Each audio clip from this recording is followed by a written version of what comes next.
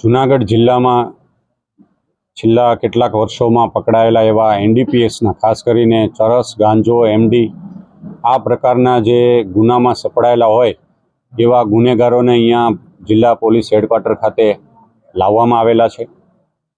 50 જેટલા આરોપીઓની વ્યક્તિગત હાલની ચાલચલગત, એમના રોજગાર, હાલની પ્રવૃત્તિઓ, એમના સંપૂર્ણ ડોઝિયર આ બાબતની આખા દિવસ દરમિયાન એની પૂછપરછ પણ હાલ ચાલુ છે।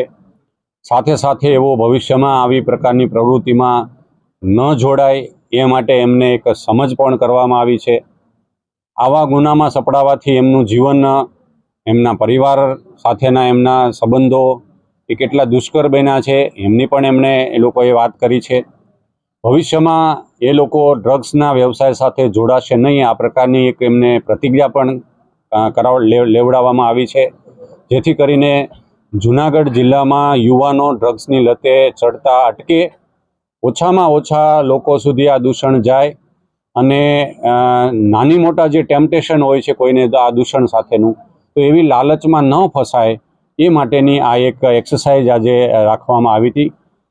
એસઓજી અને સમગ્ર જિલ્લાના થાણા અધિકારીઓ અને ડીવાયએસપી શ્રીઓની મદદથી આ જે આરોપીઓ છે એ આરોપીઓમાંથી ખાસ આપના માધ્યમથી મારે એ પણ એક મેસેજ આપવો છે કે એમાં કેટલાક આરોપીઓ એવા પણ છે કે જે નાના રિક્ષા ચાલકો છે, નાની છૂટક મજૂરી કરે છે અથવા તો નાના શાકભાજીના વ્યવસાય સાથે જોડાયેલા છે।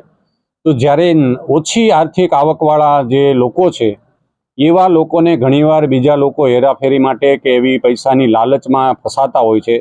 તો મારે આપના માધ્યમથી એ પણ એક અપીલ કરવી છે કે આપ જે કંઈ રોજગાર વ્યવસાય કરો છો એમાં આર્થિક રીતે વધારે પૈસા મેળવવા માટેની એક તાલાવેલી, એક અધીરાઈથી આવી શોર્ટકટની લાલચમાં ન પડી અને યોગ્ય વ્યવસાય સાથે પોતાનું જીવન ગુજારે।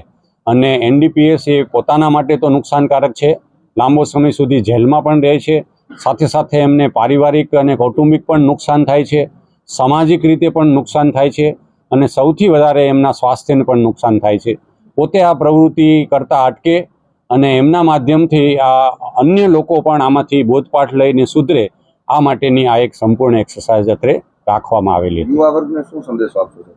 ખાસ યુવા વર્ગને સંદેશો એ છે કે કેટલાક યુવાનો એવું માને છે, ખાસ ગાંજો અને અન્ય પ્રકારના જે નશીલા પદાર્થો માટે, તો મારી યુવા વર્ગને અપીલ છે કે આપની એવી રોમાંચક પ્રવૃત્તિ કરો, સ્પોર્ટ્સ કરો, અન્ય એવા એક્સાઇટિંગ ગેમ્સ રમો અને સાથે સાથે અન્ય એવા આપણા પરંપરાગત રીતે પણ એવી ઘણી બધી પ્રવૃત્તિઓ છે કે એમાં જોડાય, નહીં કે માત્ર મનોરંજન ખાતર પોતે યુવાનો છે એ પોતે એક ઉચ્ચ કક્ષાનો નશો કરવા માટે, વધારે કિક મેળવવા માટે જે રીતે એની માનસિકતા થઈ છે, એવા યુવાનોને, ખાસ જે લોકો કોલેજમાં અભ્યાસ કરી રહ્યા છે એવા યુવાનો પોતાની સંગત દોષને કારણે જે રીતે ફસાય છે, ત્યાર પછી એમની કેરિયર પણ ખરાબ થાય છે, ત્યાર પછી એમનું ફેમિલી પણ, ખૂબ એવા યુવાનોના માતા પિતા જ્યારે અમને મળે છે ત્યારે ખ્યાલ આવે છે કે ખાનદાન એવા ફેમિલીના, સદ્ધર એવા પરિવારના પણ બાળકો આવી જ્યારે લતમાં ફસાય છે સંગદોષના કારણે, ત્યારે એમની માત્ર કારકિર્દી જ ખરાબ થતી નથી